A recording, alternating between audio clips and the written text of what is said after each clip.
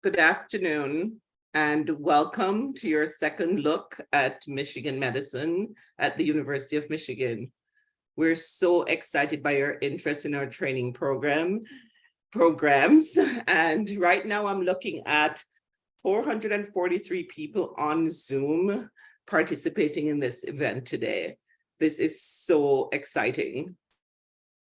As you know, Michigan medicine has a long history of training outstanding clinicians and leaders. And in addition, it is our commitment. We are committed to outstanding medical education, scientific discovery, high quality healthcare. We are also dedicated to eliminating healthcare disparities. We have made diversity, equity, and inclusion, belonging, a priority. Being included and having a sense of belonging is our theme for tonight. I am Marcia Perry, and I'm so excited to be here. I am a faculty member and the Associate Chair for Diversity, Equity, and Inclusion in the Department of Emergency Medicine. I also have an appointment in the Office for Health, Equity, and Inclusion as the Director of Post Officer Programs. This program tonight, is co-sponsored by the Office of Graduate Medical Education and the Office for Health Equity and Inclusion. So again, welcome.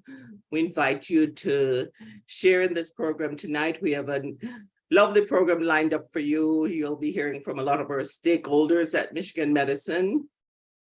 You're also invited to put your questions and comments in the chat. We may not get to all of them right away, but we will do our best to answer your questions. And hopefully when you get to your breakout rooms, you'll be able to get some of your questions answered there. So with that, I want to start by introducing one of our co-sponsors from the Department of Graduate Medical Education. So Dr. Sybil Biermann is our Associate Dean for Medical Education and a professor in orthopedic surgery. You will hear her being introduced as the DIO, so that's another term. So thank you and welcome, Dr. Biermann. Thank you so much, Dr. Perry. It is truly a pleasure to be here, and I'm delighted to have the opportunity to welcome all of you and continue your interest in training at the University of Michigan. Here at Michigan, we recognize the extensive contributions made by our House officers. They are invaluable team members as we work together towards our mutual goals of patient care and educating the physician workforce for Michigan and the world. I'm going to talk today a little bit about the salary and benefits that we have provided in order to recognize for these contributions. And so let's go to the first slide, please. We're delighted to offer a highly competitive salary schedule and extensive benefits to residents. Our House officers start at a level of $64,000, and we have step increases as we go up in the House officer levels. Next slide, please. In addition to that, we also offer an annual lump sum payment. This is paid out in the fall, and this is provided to encourage retirement savings. These payments come once a year and are 10% of the actual annual salary over and above the annual salary benefit. Additionally, we have an extensive portfolio of benefits that are available for our residents. Next slide, please. These are too comprehensive to enumerate, but I am going to highlight a few of them. We do have health insurance coverage, which begins the first day of employment. House officers are able to select from a panel of different health insurance coverage options to find one that serves their interests and needs the best. We also have professional liability insurance, long-term disability, and we also have significant leave policies. We do grant maternity leave policies for birthing parents. This is 6 weeks paid leave for regular delivery or 8 weeks for cesarean. We also have activity modifications for birthing parents, including during the last trimester of pregnancy and 2 months postpartum. We have restricted duties with no overnight call and duty limited to 12 consecutive hours, recognizing that our House officers are working very hard in the usual times, and we don't want to put additional strain on those people who are birthing parents. Above and beyond the maternity benefits, all parents, including those birthing, are eligible for parental leave. This is 6 weeks of paid leave for a House officer who becomes a parent, including the birth mothers, to be used within 1 year of the event. We recognize that this is an important event These are important times, and we want to ensure that we allow for parental bonding for all those who want to have that time. We have optional benefits, including dental, vision, additional life insurance, dependent life insurance, and flexible benefit plans. Next slide, please. In addition to our regular pay, we also have paid time off with holiday pay. If you work on a named holiday, you'll be eligible to receive additional compensation from your annual salary. We have a 4-week vacation policy, 28 days of vacation. In addition to vacation time, each house officer receives 1 personal day per program year, which can be used for any personal needs. The additional paid time off is given for life support training courses that are required, board exams that are required for your training program, and conference time is eligible by the program director. Next slide, please. We also recognize that training can be very stressful, and to accommodate for that and to ensure that everyone has optimal mental health, we have a number of mental health resources available. We have a specific house officer mental health program, which is available exclusively for our house officers. This was developed many years ago. It's been in existence since 1996, and we offer psychiatric resources exclusively for house officers in a confidential manner. This provides a range of mental health services. The clinicians are experienced in working with house officers and the challenges that they face, but they do treat a broad spectrum of mental health needs, including but not limited to the things below. Next slide, please. In addition to that, everybody at Michigan Medicine who is employed here has access to the Office of Counseling and Workplace Resilience. These are confidential, free services that are available to all Michigan Medicine faculty, staff, and their immediate families. This is available 24/7. Services are available in person or virtually, and this is a very rapid response, a wellness resource that we have. Next slide, please. We do have additional benefits beyond these. All house officers who use their cell phones for employment-related activities are eligible for a $50 monthly cell phone stipend. We do have meal allowances. Everybody gets $100 upon hire, and based on their hours worked and shifts and overnight call, house officers may be eligible for additional meal allowances. We provide reimbursement for USMLE Step 3 or COMLEX if you take that, and those costs can be reimbursed as well as the time paid for your taking the test. Finally, on the slide, we have a wellness center on the grounds, immediately accessible in a conveniently located building connected right to the main hospital. We have a wellness center, which has physical activity equipment, also known as gym equipment, and services, as well as other health and well-being programs. This is available at a nominal cost to all house officers 24/7. Next slide, please. We're delighted that you're considering your training here, and please don't hesitate to call on us if we or your program directors can be of any further assistance answering any questions. But we're delighted that you're considering Michigan, and I'm looking forward to the rest of today's program. Thank you, Dr. Perry. Thank you, Dr. Biermann. We have a few minutes before I introduce our next speaker, so I am going to open it for any questions at this point.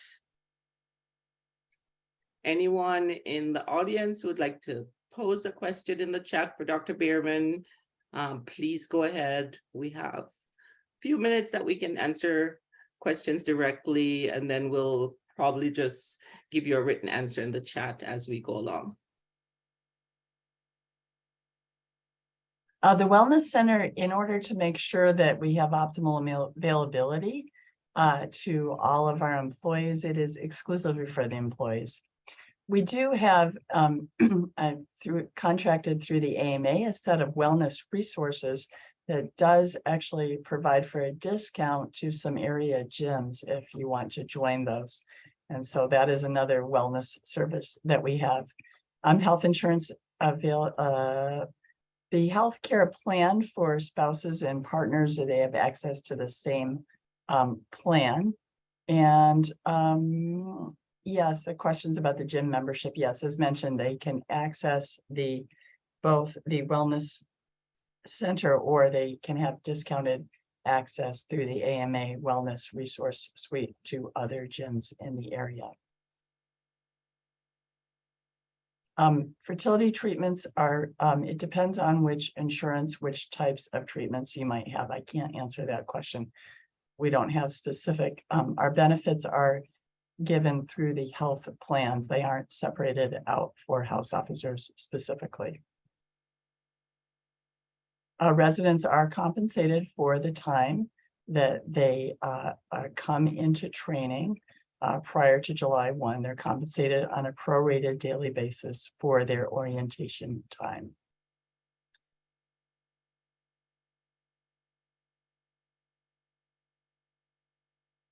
There are a lot of very specific questions, and I'm going to defer on some of those. I don't have the specific benefits answers to all of those.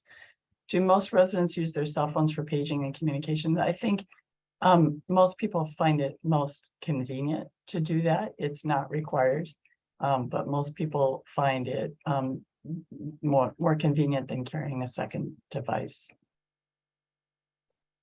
The university does have some communal resources regarding home buying, informational. We have something called the Go Blue Guide, which I strongly recommend that you access. It can be accessed from the GME pages. It has a lot of information about the area, about the neighborhoods, and so forth. And I believe our next speaker is here, Dr. Perry. Yes. So I'm going to pause the chat for right now and introduce our next speaker. We will try and answer some of those questions in the chat. If not, please feel free to contact us. We will be able to provide more information for you and in more details. So I'd like to next introduce Dr. David Miller, who is our president of the University of Michigan Health System and the executive vice dean for clinical affairs at University of Michigan Medical School. He's a professor in the Department of Urology and has been very instrumental in a lot of our DEI work, including on being part of the Anti-Racism Oversight Committee. I know he has been very busy and some of that leadership has been passed on, but he is absolutely a support for the work I do, for the work we do in the DEI space and in the GME space. Thank you, Dr. Miller. Dr. Perry, thank you so much. I'm so grateful to be here, and I'm so grateful and excited to have so many colleagues joining us today, and for your interest in Michigan medicine, for your continued training. Really one of the, as someone who did my training here, one of the truly outstanding training programs in graduate medical education. So thank you very much, Dr. Perry. I'm going to share my screen, if that's okay. Make sure that I have my slides available.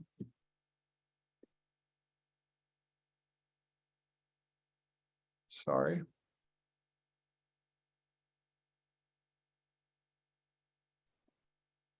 For some reason, I'm not seeing my slides right now. Let me try one other thing. I apologize. I thought I had everything completely set up. Okay. Is this visible? Terrific. Yes. Thanks so much.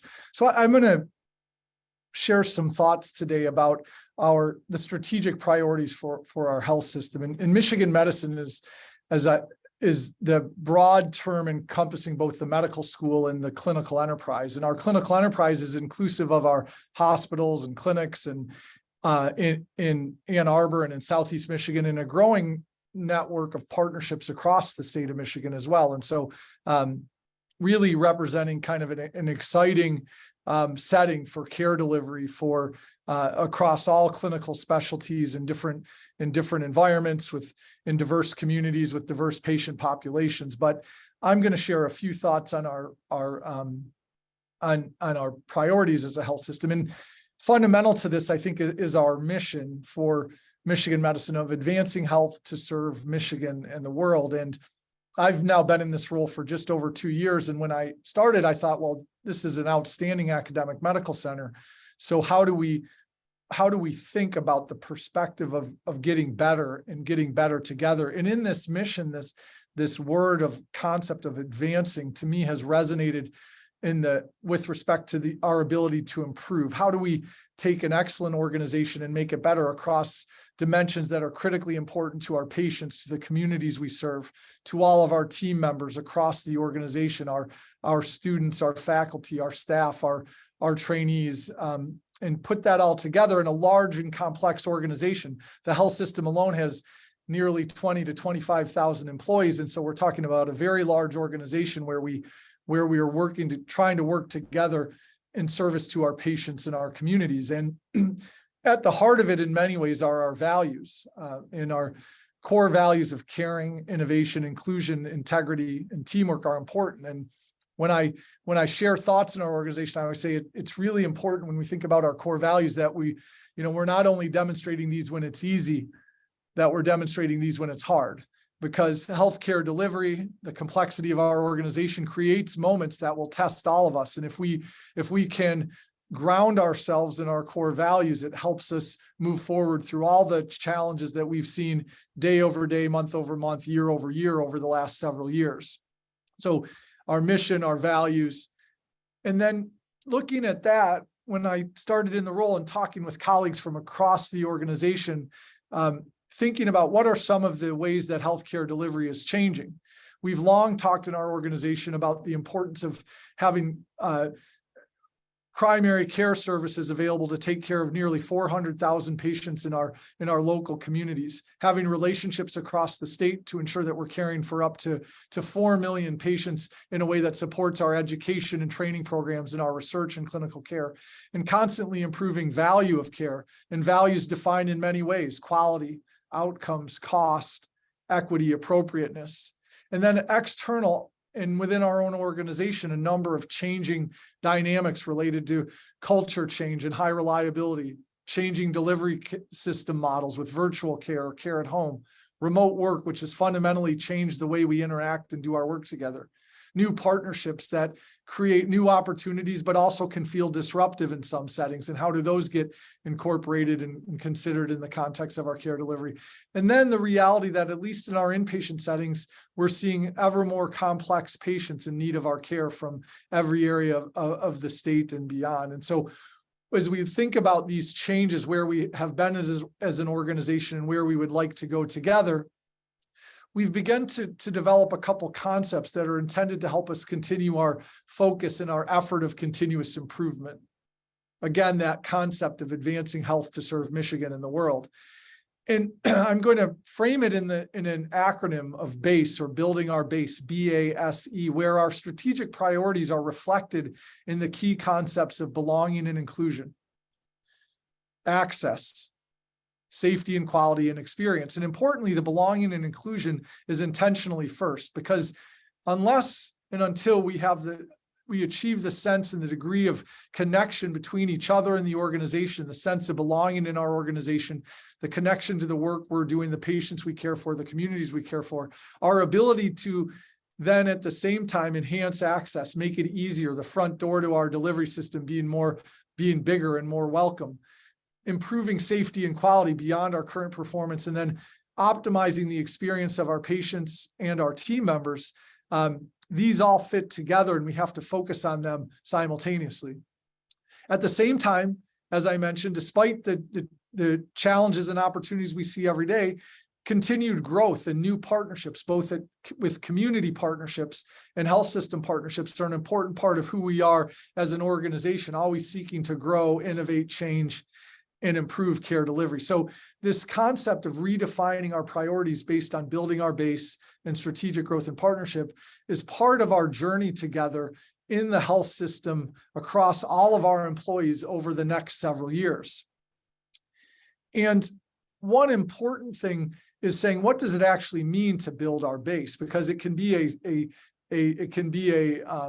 slogan, or it can translate into something meaningful. And what we've been trying to consider together as an organization is, how do we actually operationalize or make specific the concept of building our base in a way that makes us better as an organization, both in terms of our measured performance and in the stories of our organization, the stories of what it means to have a sense of belonging, of what it means to have better access, higher safety, improved experience. And so what we have done together working across the organization is to build some key initiatives across the whole clinical enterprise that reflect our efforts to build our base and to develop multi-year goals that we work on across our clinical departments with our operational leadership teams at every unit in partnership with the medical school, with students, with residents, with faculty, with our staff and team members, that individually and collectively, if they achieve these, they will help us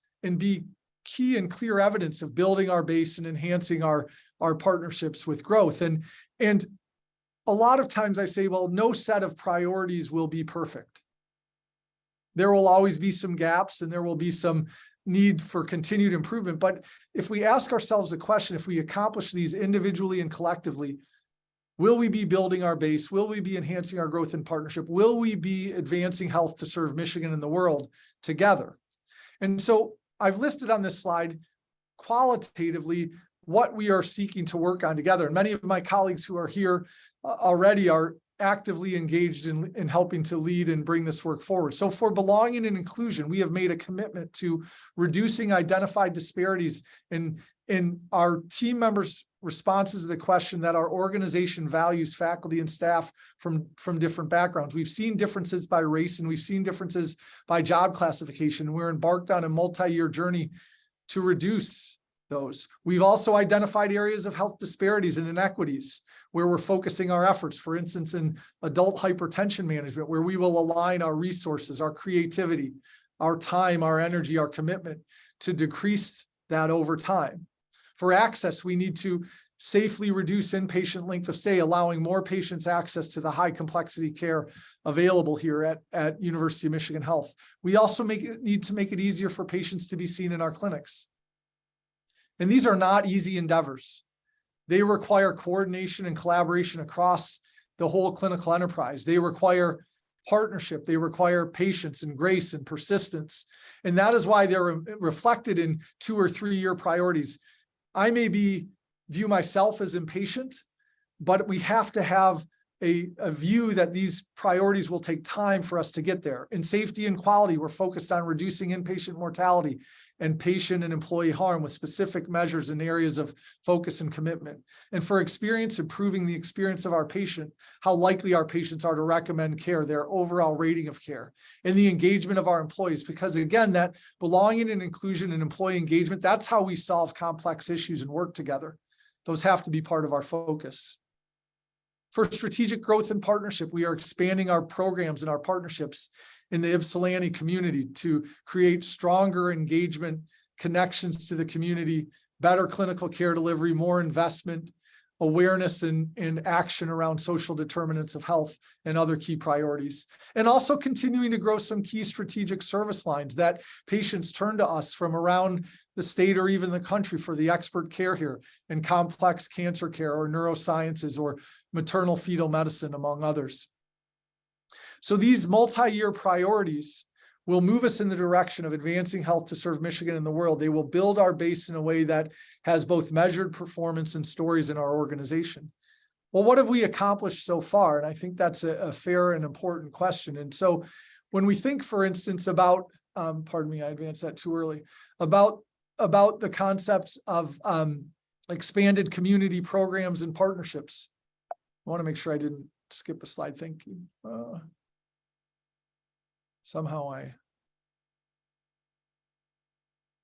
Thank you.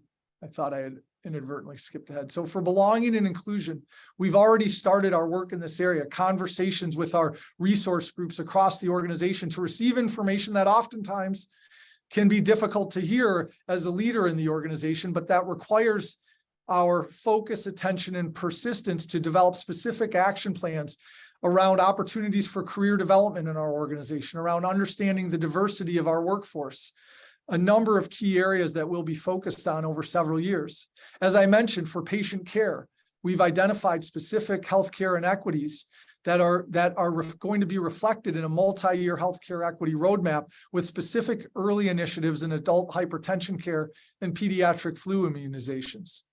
We've already launched a healthcare equity consult service that's intended to support patients and families in our facilities who believe their care may have been impacted by bias, inequities, or discrimination in a way that helps us become better as an organization and reduce episodes of bias, inequity, or discrimination in the future. Really important work happening across the organization already.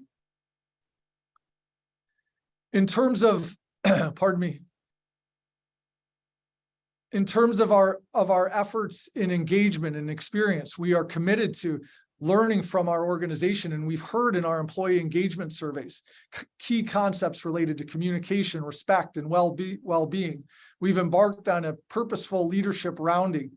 It lists here once a month, but I encourage, and our leaders in the organization are on the units very, very frequently, practicing our high reliability skill of humble inquiry, asking clarifying questions, providing recognition stories for our members of our organization doing extraordinary work, and communicating about how what we are learning from our team members is being implemented as change in our organization. And these direct connections and interactions are essential to that engagement, so important to all of our efforts and priorities.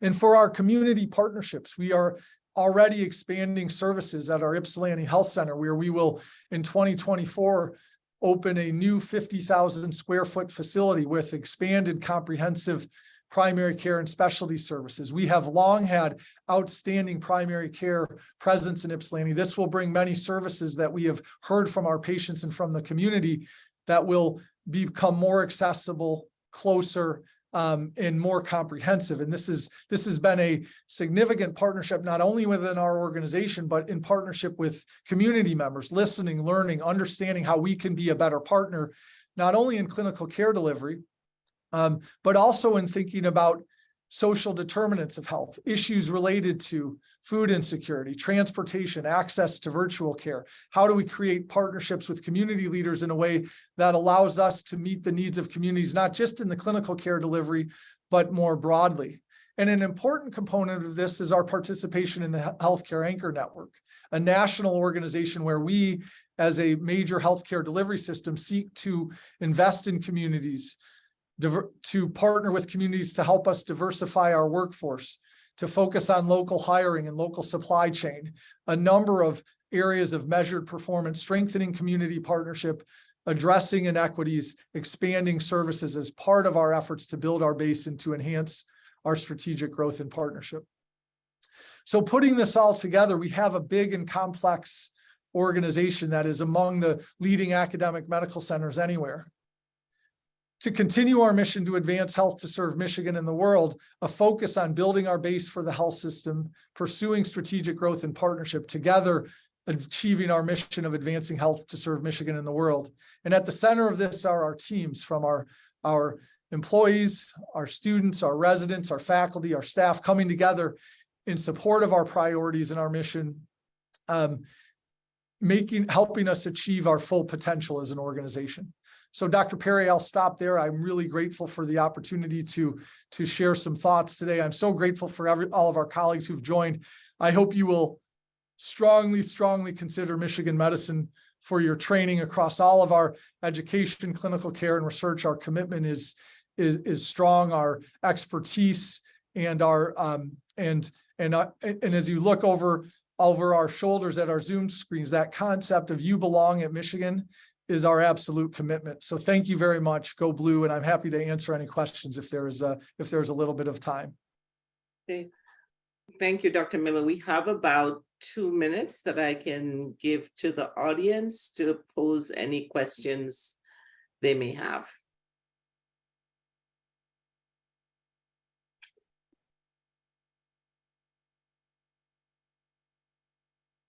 So David, thank you. I saw that you have just a discussion in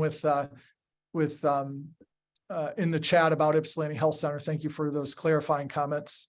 Mm-hmm. And Dr. Perry, I don't see any other questions in the chat. I don't either. I'm sure. Okay. So there's one. Thank you. There is a question about some of the community partners that we're working with. There are a number of examples clinically, a number of community-based healthcare partners include the Corner Health Center. It includes Packard Health, which is a federally qualified health center with a very strong and broad primary care partnership. We're also engaged in a number of partnerships with Trinity Health, for instance, in a community garden to address areas of food insecurity. We work with food gatherers, United Way, and a number of key community partners that support our efforts across the spectrum of social determinants of health. So thank you, Rachel, for that question.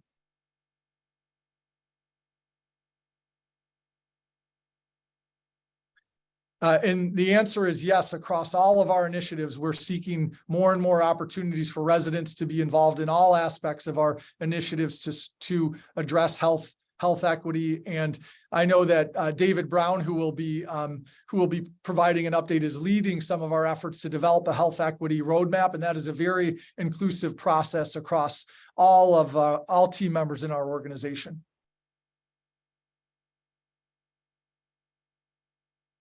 Right. Well, Dr. Perry, thank you so much for the opportunity to join and for the opportunity to share some perspectives on our health system. Thank you so much, Dr. Miller. We will continue to address some of the questions in the chat as we go ahead, but let me introduce to you our next speaker who may answer some of these questions too. So I'd like to introduce to you Dr. David Brown. He's the Associate Vice President and Associate Dean for Health Equity and Inclusion. He's also an Associate Professor in the Department of Otolaryngology. Thank you, Dr. Brown, and you are on. Thank you so much, Dr. Perry. I got a lot on my screen here. Can you see my slides correctly? Not yet. Not yet. Oh, sorry about that. Technical issues myself. Stop sharing. Okay, share. Now can you see it? Not yet. Is the first slide the Yes, it is. Oh, yes. Okay, sorry about that. It's a trick question. So yeah, I'll answer a lot of those questions that are in the chat in my talk. First, I want to thank Dr. Perry for that kind introduction, and to thank Dr. Miller, the president of our health system, for his commitment to this program and to many diversity, equity, and inclusion programs here at Michigan Medicine.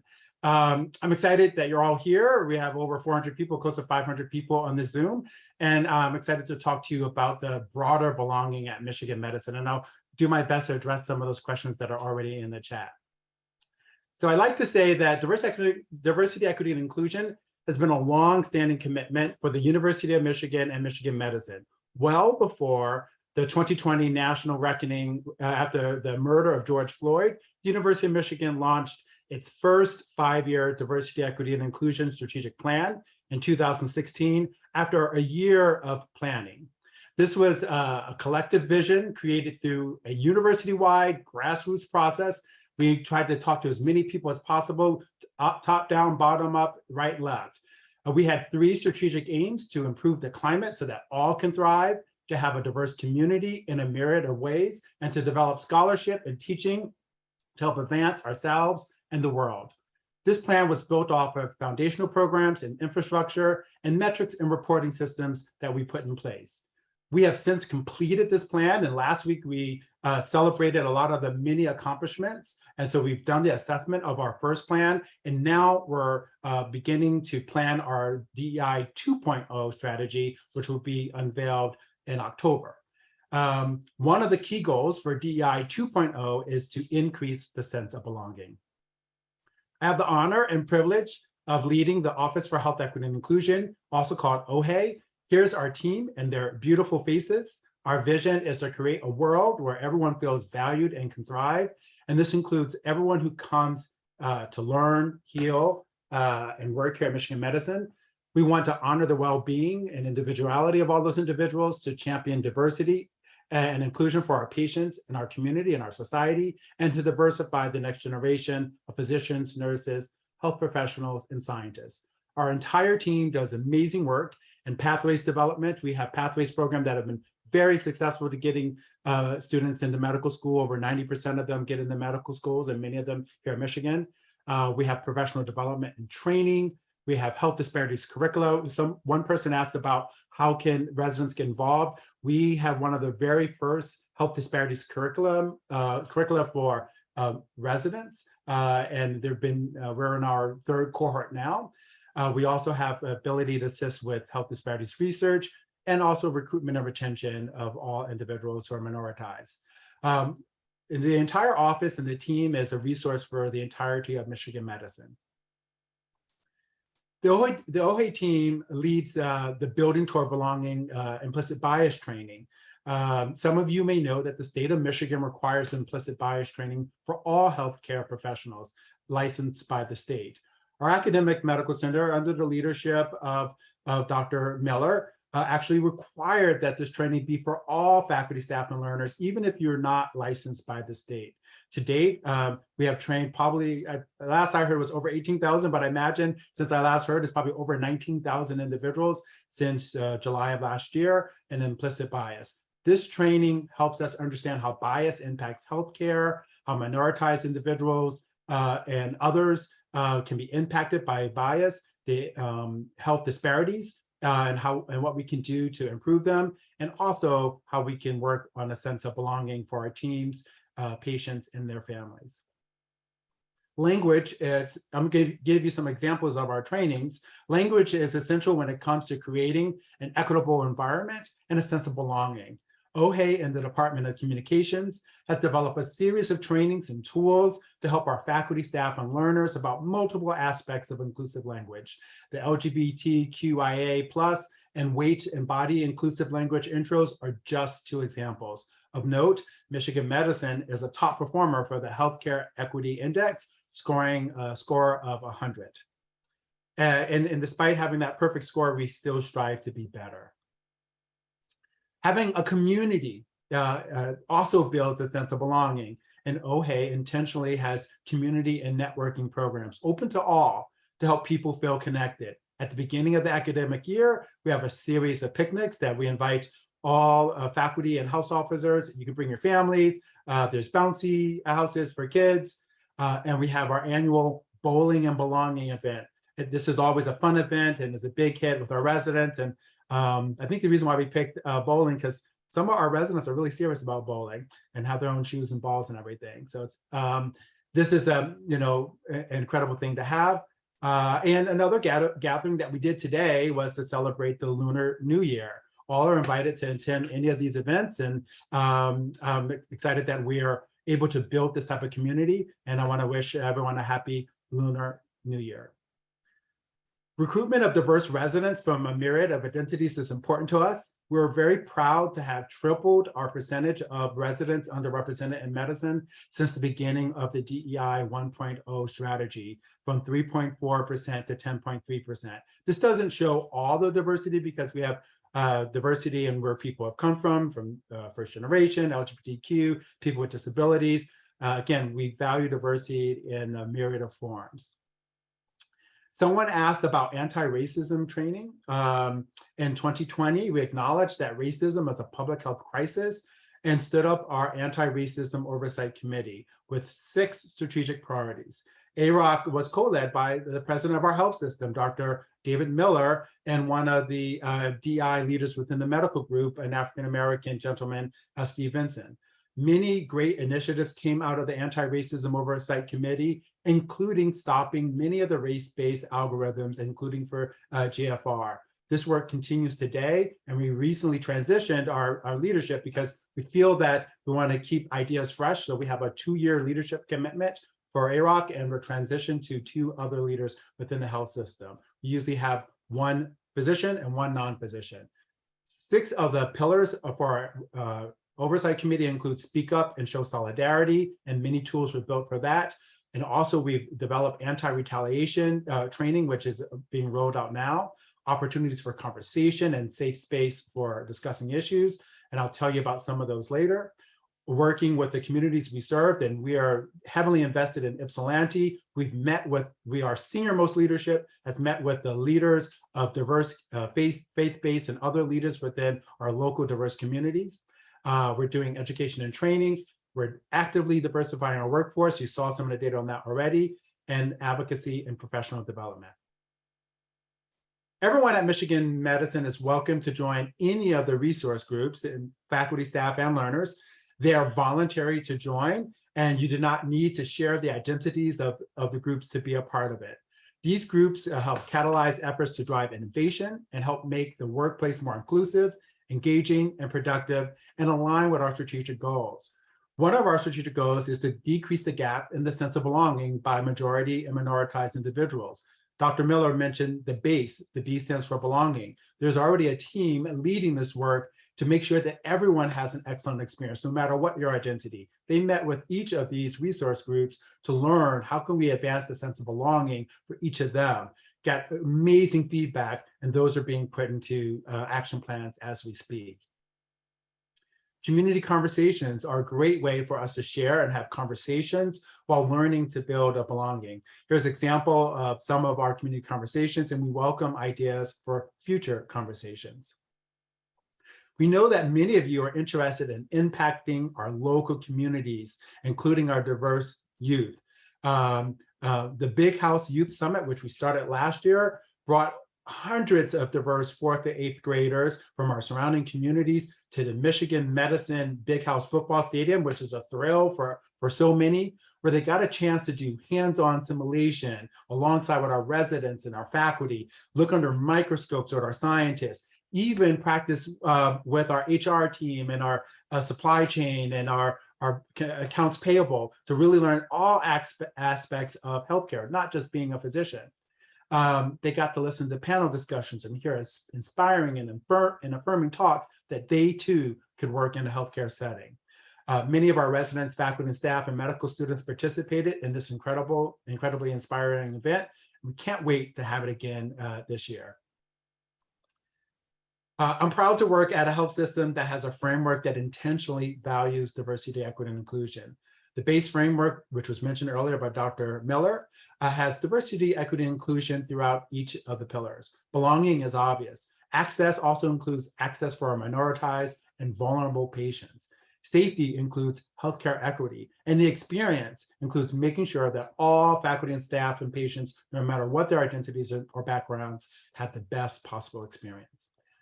I'm also proud that we continue to advance belonging and that we do it synergistically. And it's not just within the Office for Health Equity and Inclusion, GME, or the President's Office, but there are many teams and organizations and individuals who have as their strategic priorities to make Michigan Medicine a place where all who come here to learn, work, and heal can feel valued and thrive.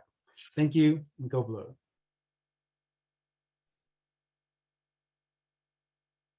Thank you so much, Dr. Brown. I want to apologize before I go on that you will be hearing a squealing puppy in the background because we got a new puppy and I just put him in his crate. So I apologize. I can't seem to stop the noise, and I hope it doesn't transmit too much.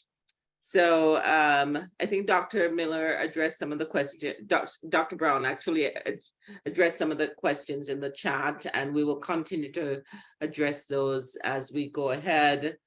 I think we're going to just move on, and you can continue to place comments in the chat as we go along, but I'd like to go ahead and introduce our next speaker. So thank you again, Dr. Brown. So we're so honored to have one of our graduates or alumni of Michigan Medicine, Dr. Marcia Adetoye. She is participating tonight as our keynote speaker. She's a family physician. She's a clinical assistant professor at the University of Michigan Department of Family Medicine. She's also the medical director of the Chelsea Health Center and is the principal faculty and a member of the Family Medicine Residency Program.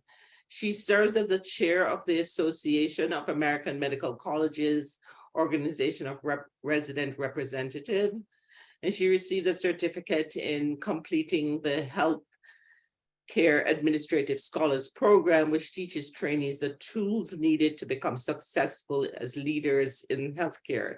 She's currently a co-leader in the Healthcare Administration Scholars Program. She also received her additional training in Medical Education Scholars Program through Michigan Medicine. I also did that program years back. Dr. Adetoye is a fellow of the Society of Teachers of Family Medicine Emerging Leaders Program.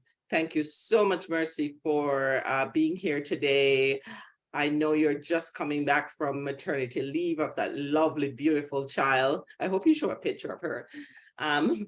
So I'm so happy that you were able to make the time to talk to our students today. Absolutely anything for you, Dr. Perry. You are muted. Oh, can you hear me? Very low. Low, interesting. Your volume is low. I'm not sure if anyone else is picking up that, but for me, I can hear. Okay. Okay, fantastic. Perfect. All right. So I was born in Nigeria, but my parents moved my siblings and me to this country in 1990. The majority of my formative years were spent in Littleton, Colorado. So that's an obvious, very obviously different environment than Nigeria. Regardless, my parents maintained our connection to our culture, instilled a sense of pride in me about my Nigerian heritage and throughout my childhood and beyond. However, at a certain point, I misunderstood that pride to think that I was somehow better than Black Americans whose ancestors were enslaved and subsequently born here. So that misguided pride was put to rest once I attended the University of Wyoming. So at the University of Wyoming, it's the only major university in a predominantly white state. The town of Laramie, Wyoming, where the university is located, although more liberal than the rest of the state, is also not known to be very inclusive. In Laramie, Wyoming, I experienced a dichotomy, which now reflecting on it was very interesting. On one hand, there were white people that yelled racial slurs at me in public. One specific occasion that I recall is a woman was so incensed that I was walking down the same street as her that she confronted me and told me to go back to the jungle. On the other hand, I encountered prejudicial attitudes from Black people. Because it was based on the way I spoke, my pursuit of higher education. I remember a Black person asking me why I was trying to be white. Now, I know it sounds like Wyoming was a terrible place for me, but it was actually quite the opposite. I spent a lot of time there. I spent 7 years there, and it is near and dear to my heart. But when it comes to these racialized, prejudiced encounters that I mentioned, they taught me that no matter how I perceive myself, others will put me in a box. They'll put you in a box based on their stereotypes and experiences. The pride instilled in me as a child was not the reality of how people perceived me. The things I loved about myself, my Nigerian heritage, my Blackness, my intellect were seen to them as deficits, and subsequently they placed me in a box that made me an outsider. So fast forward to a few years later, I decided to attend medical school and I was going to become a doctor. So never mind the fact that I really had no idea how to go about it. I did not have any mentors that were physicians. And at that point, I had never been taken care of by a Black physician. I think I had a dentist that was Black once, but that was about it. I was accepted into medical school. Reflecting on this time, some of the more difficult experiences that I had were situations that occurred outside of the realm of academics. So they were not of studying or passing exams. They were the times in which I felt like an outsider. One experience that comes to mind was a discussion in a small case study with a Black patient painted as neglectful of their health and irresponsible. The case reinforced stereotypes about Black Americans that lacked recognition of the gaps in care due to past negligence, unethical treatment of Black patients, and it largely placed the blame on the patient rather than addressing the larger context of structural barriers. When I voiced my concern, the proctor would support the case as written and move on, making me and others feel invisible. As a student, it made me wonder, what would it be like if my proctors understood where I was coming from? If there were more Black physician representations, how would that dialogue change? I graduated medical school. match into residency with those big questions. Transitioning into the residency, the outsider experiences continued. So for everybody in the audience, I'm sure most of us here had common considerations when selecting residency program, which included whether or not you want to be in an academic versus a community setting, do you want inpatient versus outpatient, access to procedures, etc. But I also had to think about how I would present myself to programs. So I normally wear my hair in a fro, but I recognize that that is a hairstyle that is highly misunderstood by non-Black people. So research is out there that shows afros are associated with Black radicalism, unprofessionalism by non-Black people. Bias is real. And as a Black woman attempting to enter a space that was not meant for me, I had to navigate the reality the best I could. So I wore my hair in a weave during interviews instead of an afro. Another consideration I had to contend with during residency search was whether my Blackness would be an issue for faculty, co-residents, or patients in the program. How do I ask this question that will determine the outcome of my residency experience without producing a threatened response from the person that's interviewing me, from the interviewer? Ultimately, I decided to ask the question, the program director, how they defined diversity, equity, inclusion, and what it meant to them. This helped me see those that had taken the time to think about it and those that hadn't. In this way, I had a starting place for programs in which I would feel supported. If nothing else, it gave me an understanding of whom I could go to in this situation, if the situation were to arrive. I matched here at the University of Michigan, Department of Family Medicine, and I'm still here, which says something about the leadership in that program. It was the place where I felt I could best learn, grow, but residency was not without its own challenges that went beyond learning, the pathophysiology and the clinical care. The othering, outsider experiences persisted.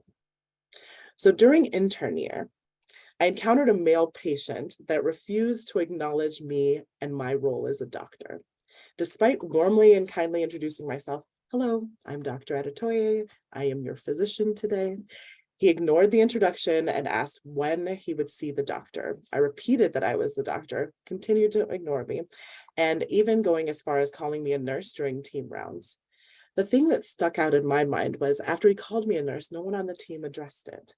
The same day, he referred to my senior resident, an Asian female, as an Oriental nurse. Once again, nobody on the team addressed it.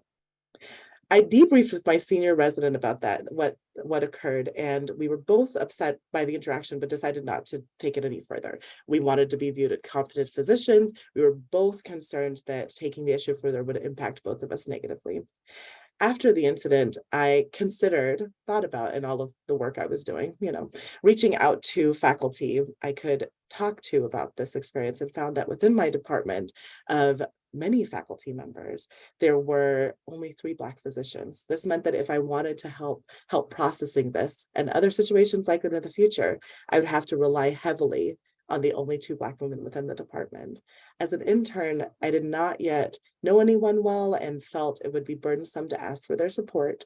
I realize now that I didn't want to add to their minority tax burden of being the only Black woman in the department. So instead, I faced microaggressions and occasional macroaggressions without supportive mentors. Fast forward, final stint, night call resident, senior year, last year of residency. I was working in an inpatient service at a rural hospital. As I sat in the workroom completing documentation, I overheard people discussing the merits of the police kneeling on George Floyd's neck. 2 male voices argued that since we did not know the crime and Mr. Floyd was resisting arrest, the method of restraint was justified. A female voice agreed, but felt the police should not have allowed Mr. Floyd to die.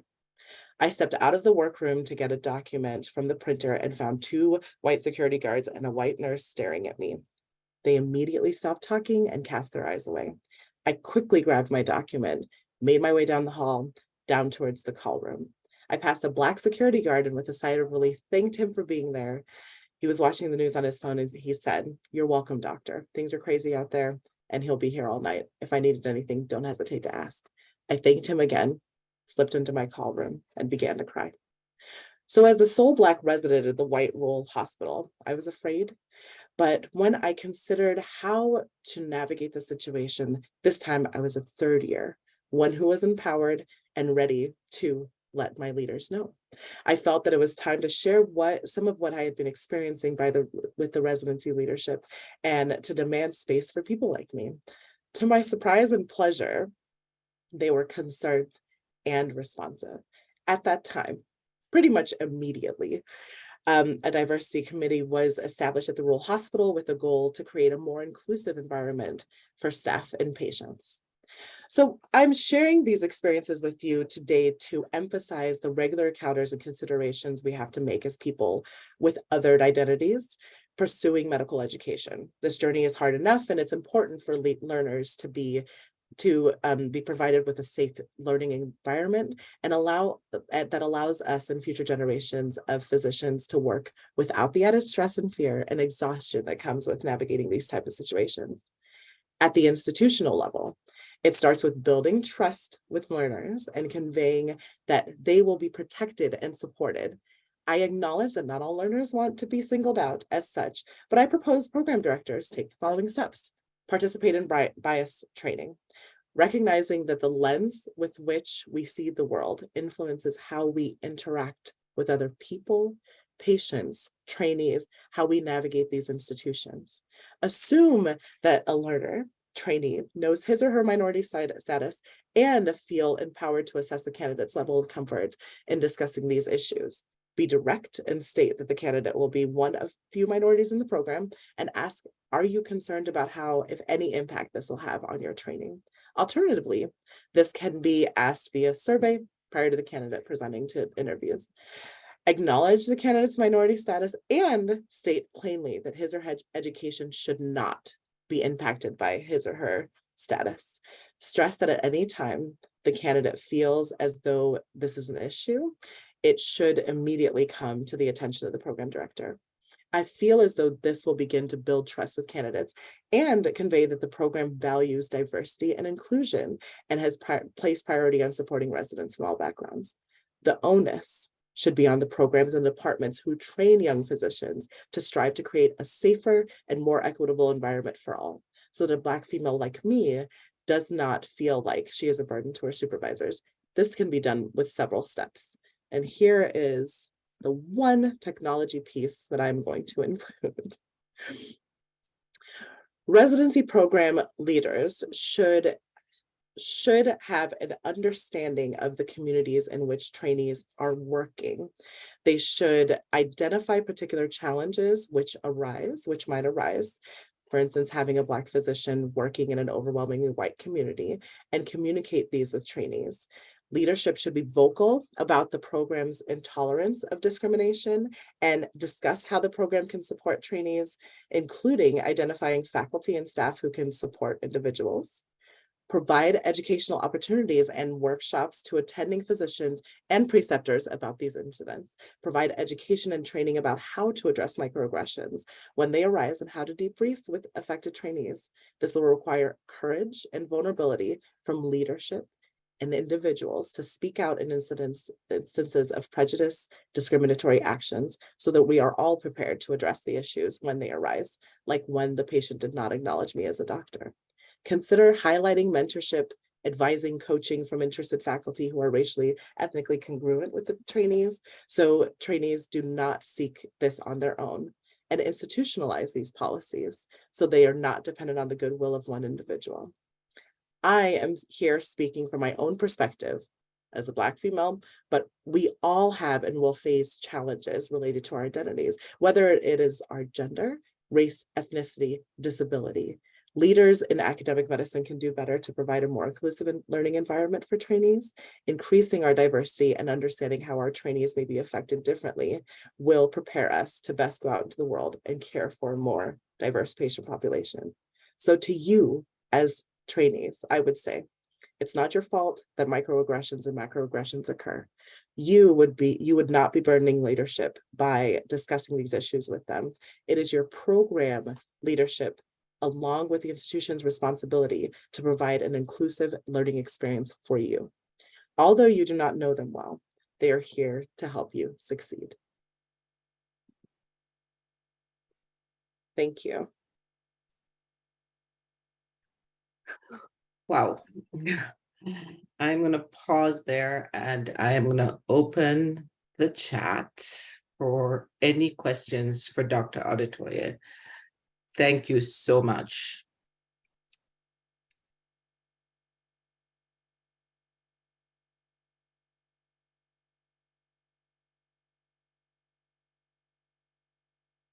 Lots of thank you for Dr. Adetoye for sharing her personal story, putting That's herself important. out there. Yeah, we all wear different hats. We all have different identities. And so, but here you can speak up, you can say something. There are resources and people that are here to support you.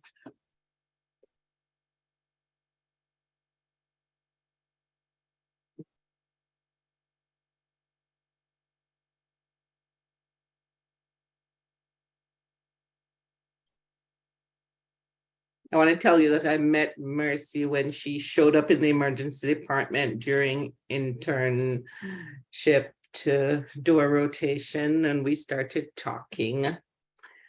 So I will meet lots of you during internship, just like I met her, and have been impressed by her throughout the years.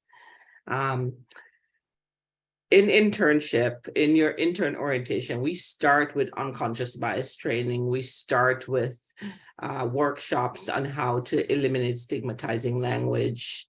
We will start this year with a workshop about community engagement and and building trust with the community.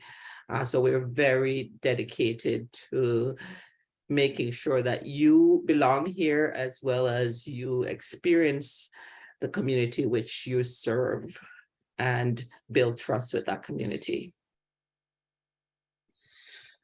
So I can, there are a couple of questions. So finding mentorship while in training. So my program offers advising, and then we have OHE as well, which you can connect with, and they can connect you with different, members within the faculty, because they have those resources. The other question of how can you share an example of how you've advocated for a learner you've worked with in a difficult moment? Are there any strategies you personally use to help your trainees through a difficult encounter? For me, because I've been in those spaces, I do feel much more comfortable now addressing them. So it can be as simple as distract. We look at the person that it occurred to, acknowledge, hey, I see you. I see that this happened. We have to take care of this patient, but distract. Let's transition the conversation. This is inappropriate, and move on. You can absolutely say something right in the moment. I find it more difficult when it's with another colleague. You can say, you can say something to disrupt the conversation from happening and pivot a little bit. So there are a lot of ways in which we can do it, but it takes practice. It takes acknowledging that we do need to workshop this a little bit, because it's very uncomfortable in the moment and it's easy to miss it. So that's why I have those recommendations that, hey, we need to train on how to respond in these very uncomfortable situations.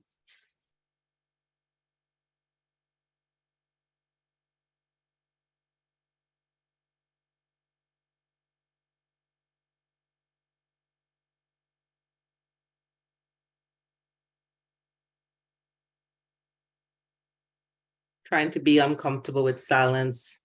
See if there are more comments.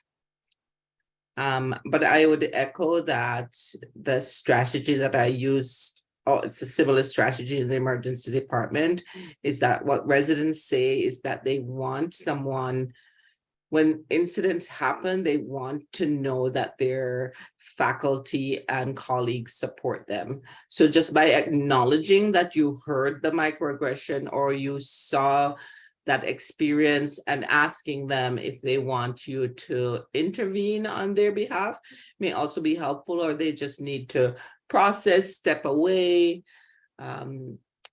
Just acknowledging that you notice is like the first step.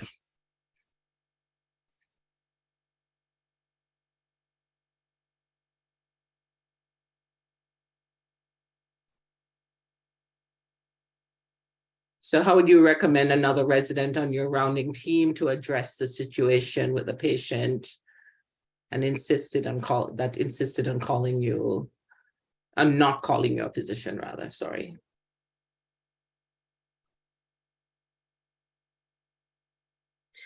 So display discomfort, right? Like I said, make eye contact. Do not laugh at the joke or do not laugh at the statement that was made, because it's important to acknowledge the allyship. Be direct. You can be direct. So discuss it in that moment, in the moment intervention that's firm, clear, and concise. This is Dr. Adetoye. She is your physician. She is not a nurse. She is the one that's going to be in charge of your care for the duration of your time in the hospital. You can delegate. So speak to someone that can be the intermediary there. So if it, I tried to present that there's a difference between when I was an intern and when I was a senior resident. As a senior resident, it is my service. I feel much more comfortable. I know the program. I know the mechanisms that I can, the levers that I can pull to get action, to things to happen. As an intern, that's more difficult. So as a senior resident, I really tried to have those conversations with my team prior to going into the ward. So when we come into as a new team, I say, I am your senior resident. It's my job to support you. Anything that happens, I do want you to feel comfortable talking to me. So kind of laying that groundwork before we go into medical care. And then, of course, delay. You can, say, hey, that we can't respond to this right now, but it's really important to come back and debrief. Don't just ignore it, because everybody will go home thinking about that was a really awkward situation to happen. So I think the debrief, even if you can't address it in the moment, is very important afterwards.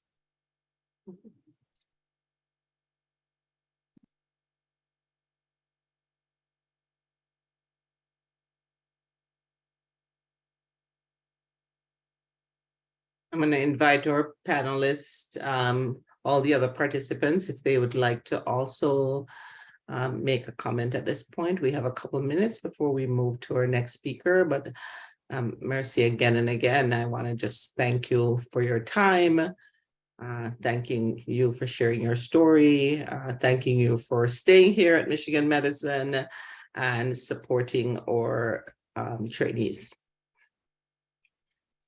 I love it here. Thank you. Dr. Brown, were you about to say something or not? I will move on to Dr. Fayson. Move on. I always like to move on to Dr. Fayson. She always has great things to say. Okay. So I want to introduce you to one of our senior residents in the Department of Otolaryngology, Dr. Shannon Fayson, who I also met in the emergency department. I meet all the residents in the emergency department. When she came down to do a consult for me, and now I bombard her with lots of consults. But I also worked with her in the Health Equity and Quality Scholars Program. And I asked her to be here tonight to tell you all about this program, because many are asking, how can you learn more? How can you become involved in health equity work and DEI work at the University of Michigan? So this is one program, the Health Equity, Quality Scholars Program, that we introduced in 2018. And I'll let Shannon start. Perfect. Thanks, Dr. Perry, for that introduction. Good evening, everyone. It's such a pleasure to be here. Again, my name is Dr. Shannon Fayson, and I'm a fifth-year otolaryngology chief resident. And I actually participated in the Healthcare Equity and Quality Scholars Program, also called HEQSP, when I was a third-year resident. And it's really a novel 10-month program that was launched by the Office of Health Equity and Inclusion, and also the Graduate Medical Education, to really teach health disparities to improve the care and outcomes for vulnerable patient populations as a part of the ACGME's Pursuing Excellence in Clinical Learning Environments initiative. And it's really the first of its kind. And it comprised of a health equity curriculum where we had 3-hour monthly didactic sessions on topics related to health equity, cultural humility, the social determinants of health, and much more. And after each session, we submitted a short reflection about ways we plan to implement what we learned in our work environment. In addition to the healthcare equity portion of the curriculum, we also completed a team-based quality improvement project. And that was with the goal to equip us with the skills to engage in systems-based practice approaches to deliver equitable, safe, and high quality care. And at the end of the program, we turned in a final reflection piece, and that was a combination of all the reflections that we collected during those didactic sessions. And we also presented our QI programs, our project, excuse me. And I think for me as a participant of the program, I learned really how to examine policies and procedures around the hospital, but through an equity lens. And so something as simple as, do we have blood pressure cuffs available for patients of higher body weights in our clinics? And I remember after one of those sessions on our bias against patients with higher body weights, I just simply went to my clinic and asked, do we have blood pressure cuffs that are available for these patients? And there weren't. And so just me learning that aspect in these sessions, I was able to affect change in our department. And it also just, learning about the other disparities in healthcare, it really empowered me to bring those types of topics to our grand round session. And so we now have a cultural humility grand rounds in the Department of Otolaryngology. And it's really to kind of teach these aspects of health equity, shed light on the disparities that we often face in our patient populations. Also, we learned about being an ally and allyship scripts, which was honestly one of my favorite parts, because when you witness discrimination or overt racism, microaggressions, macroaggressions, oftentimes people don't know what to say. And we learned scripts to really equip us with things to say in those moments, and instead of being an innocent bystander. And so I was just really grateful to be able to participate in the program.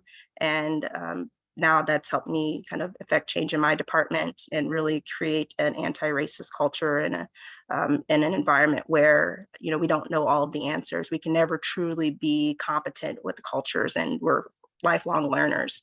And so that program has taught me that, and I will take what I've learned with me off to fellowship. And I'm happy to answer any questions about the program or share any more details. Thank you so much, Dr. Fayson. While you're thinking of your questions for Dr. Fayson, I want to just share some of the reflections that some of our graduating residents wrote last year. First one, it says, the HEQSP course has allowed me to dive deeper into my understanding of humility and the role culture plays within health. I have learned that providers and health systems that embrace cultural humility can improve objective health outcomes, perceive quality of healthcare, satisfaction with healthcare, and adherence to treatment and advice.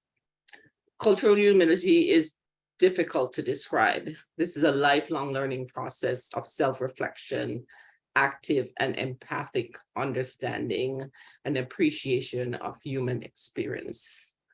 With increasing appreciation, I will go forward and continue questioning, learning, and exploring. Another reflection was, this course has changed my mindset in nearly all aspects of my interaction. I am more aware about myself and the baggage that I bring. I am more aware of the challenges faced by all patients, but particularly those who are underrepresented, and more aware of the problems and solutions that I can use to continue to improve as physician and members of the community. We have a question in the chat, Dr. Perry. Yeah, go ahead. It says, can any resident join HEQSP? Yes, I think initially they wanted it to be more junior residents, but as a third-year resident, I was able to participate. I know there were some fellows in the program as well because we were their inaugural class, which is nice. And we submitted, it wasn't an application. I just let my program director know that I really wanted to take part in the program, and I was admitted acceptance. I'm not sure, Dr. Perry, is there an application process now? Yes, there is Okay. an application process, and you can You can participate in the program in any year as long as you can complete the program before graduation. Some services find that it's best to send people in their internship years, others in later years. It depends on the business of your service, whether like in emergency medicine, you know, second year is not the year to do this because people are absolutely busy with, you know, learning their senior roles. So yes, you can apply right after you match at Michigan Medicine. And then it says how many residents can be a part of the program each year. What was the class size last year? So last year, the class size was 25. We've had up to 35 residents. We haven't put a cap on it yet. We'll see. Any other questions? Those reflections were really nice. Thank you. I didn't pick yours out particularly, but I'm sure it's in there. I have lots of reflections. I have been collecting them. There's one in the Q&A about how does the course integrate with your resident schedule? Did you address that one? Oh, no, I didn't. Okay, great question. So I think it was usually the third Tuesday of every month. And what's nice is it's protected time. So you just have to communicate with your program leadership, whether that be your program director or your chief, to let them know that you have these sessions and they'll excuse you. Or if, you know, sometimes you can't control things that happen, things come up. And so when if we had an emergent case, I'd bring up the lecture in the OR and everyone would listen. And it was just nice that I was supported in that way. But it's easily integrated into your residency, into residency, but it's really takes management and communicating with your program leadership. In terms of the quality improvement project, you will be working on that outside of hours that are within the didactic session. I guess I didn't mention too, the first 2 hours were really directed to the health equity portion. And then 1 hour was dedicated to the quality improvement project. So you did have time that was protected within that 3-hour window during those monthly didactic sessions to work with your groups on your quality improvement project. But for us, with quality improvement, you're collecting data, meeting patients. And so it took a good amount of time, but it was really enriching work and meaningful work to me. And so it was nice to come together to get that done. As part of the application process for the program, we ask you to get a letter of commitment from your department.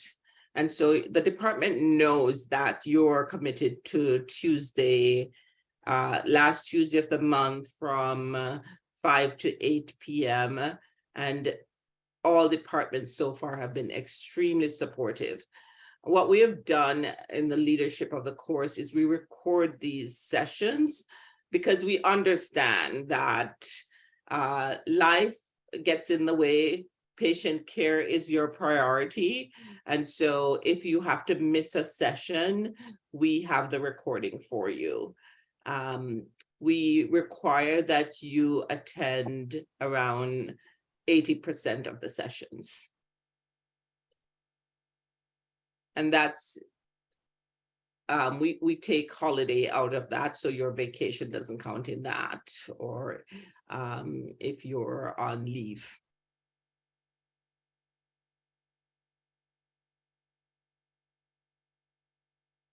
Any other questions?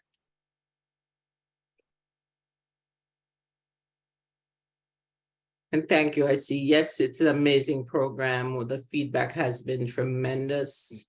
Yeah. Yeah, it was great. Yeah, I can't say enough about it. And I still have the recordings to the lectures too. And every now and then I'll watch one and just to refresh my memory. But yeah, it's excellent, excellent, excellent program. All right. We do have a couple more minutes for any other questions. Again, Shannon, just thank you so much for being here, for all the times I call you for a consult in the ER. Yes. Anything for Dr. Perry. Thank you. All right. So I am going to actually take this extra few minutes to get you to the next section of our program. So really, I want to thank everybody today for attending. I know you have a very busy schedule. I'm so grateful that you're here to take a second look at Michigan medicine. That shows me that you're committed and seriously considering doing your training here. We would love to see you here. In the last half an hour, what we'd like to do is to transition you from here to join some breakout rooms. They may be by department or they may be by resource groups. We will be placing this in the chat and you will pick where you want to go next. So the rooms are by medical specialty. They're hosted by faculty and residents within that department. You can continue the conversation there. You can ask further questions. In addition to the departmental breakout sessions, we have 4 resource groups present here today. There is the Advisory Committee for the Advancement of LGBTQ+ Health at Michigan Medicine. There's the Black Voices Employee Resource Group. There's the Michigan Medicine Disability and Chronic Conditions Forum Employee Resource Group. And there is the Middle Eastern Employee Resource Group. So we will place these in that. I think Sue already did. Place the document in the chat. If you open that, you will see listed all these resource groups. You can go and continue conversations, ask more questions. If you don't see your department, I just wanted to make sure you know that some department did have their own personal second look weekend and therefore may not be present today for you. So if so, I still want to thank you so much for participating in this portion of the program and encourage you to maybe go to one of the resource groups if you'd like. Anyone on our panelists wants to add anything at this point? Dr. Brown, Dr. Biermann, thank you all for being here. Dr. Adetoye, Dr. Fayson, I think Dr. Miller left. Thank you very much, Dr. Perry, and thank you so much for putting together this really exceptional program. I really always learn a lot from talking to or hearing from our other speakers, and it's really been very educational. So thank you so much. You are welcome. I enjoy doing this. And I'm also a graduate of the University of Michigan residency program. I did my emergency medicine training here and stayed on as faculty. So I am in my, I'm not going to say the number. I'm just going to say that I graduated in 1996. Thank you, Dr. Perry, and thank you everyone for showing up. Thank you for all the people who did a lot of the work behind the scenes. It takes a village, and we have so many great staff that help us put on programs like this. And one of the things I'm greatly appreciative about Michigan Medicine is the partnership and collaboration and the great relationships we have with, GME and different in every department. And so what you'll learn is that at Michigan Medicine, not only do you get excellent, training on patient care, but you get an amazing experience in working with incredible people who want to make lives better for not only the patients, but all of you. So thank you.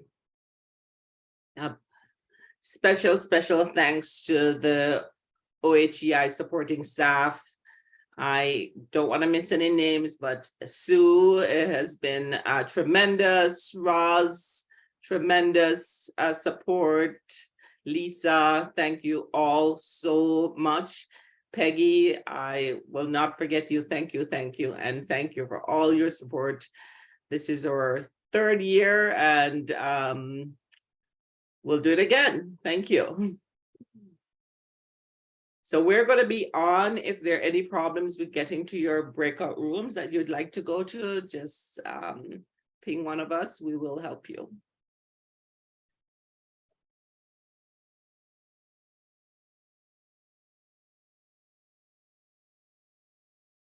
Amazing number of people tonight. Thank you.